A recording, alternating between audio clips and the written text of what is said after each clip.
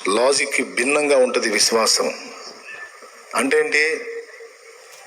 అది ఎంత తర్కానికి వ్యతిరేకంగా ఉన్నా నేను నమ్ముతా.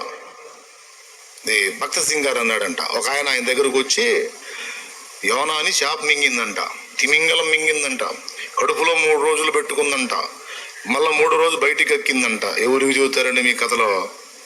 తిమింగలం యోనాని మింగటం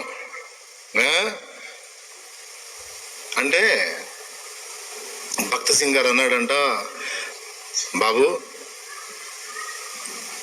యోనా మనిషి, తిమింగలం చాలా పెద్దది.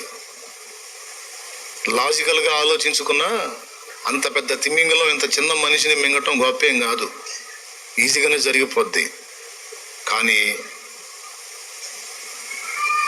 తన చిన్న నోటితో యోనా అతిపెద్ద తిమింగలాన్ని మింగాడు అన్నా కూడా నేను నమ్ముతా, దేవుడు చెబితే అన్నాడట.